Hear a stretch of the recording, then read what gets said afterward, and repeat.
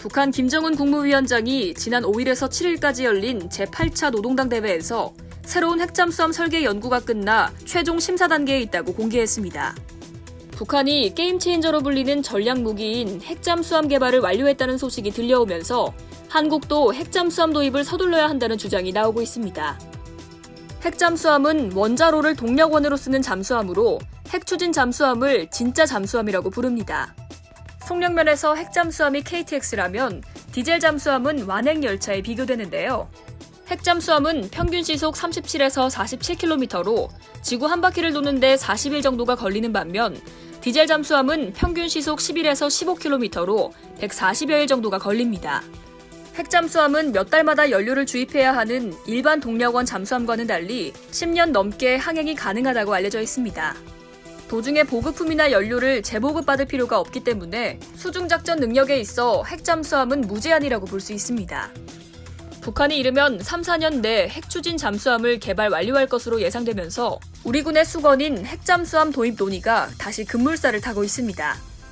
아직 결정된 바 없다는 것이 군의 공식 입장이지만 북한의 핵잠수함 위협에 대응하기 위해선 우리도 핵잠수함 도입을 서둘러야 한다는 주장이 탄력을 받고 있습니다. 노무현 정부 당시 비밀리에 추진됐다가 무산된 우리 군의 핵잠수함 개발 사업은 문재인 대통령 또한 취임 전 도입 필요성을 인정하기도 했습니다. 2017년 3월 대선 후보 토론회에서 핵잠수함은 우리에게 필요한 시대가 됐고 이를 위해 한미 원자력 협정 개정을 논의하겠다고 공언하기도 했습니다. 지난해 7월 김현종 청와대 국가안보실 2차장이 언론 인터뷰를 통해 차세대 잠수함은 핵연료를 쓰는 엔진을 탑재한 잠수함이라고 말한 후 국방부가 2021년에서 2025년 국방 중기 계획에서 4,000톤급 잠수함 건조 계획을 공개하면서 핵잠수함 개발이 공식적으로 추진되는 게 아니냐는 관측이 제기됐습니다. 장보고3 배치3 사업의 일환인 4,000톤급 잠수함에 디젤 엔진이 아닌 원자력 엔진이 탑재될 수도 있다는 분석이 있었기 때문입니다. 그동안 국내에서 축적된 잠수함 건조 기술과 우수한 원자력 기술을 고려하면 마음먹기에 따라 2, 3년 안에도 핵잠수함을 건조할 수 있다는 주장도 나오고 있는데요. 하지만 막대한 건조 비용은 부담입니다. 우리나라의 벤치마킹 모델인 프랑스 바라쿠다 핵잠수함 한 척 건조 비용은 약 12억 6천만 유로, 한화로 약 1조 6,200억 원에 달하는데요. 국내 핵잠수함 건조 비용은 이보다 더 많은 수조 원대에 달할 것으로 추정됩니다.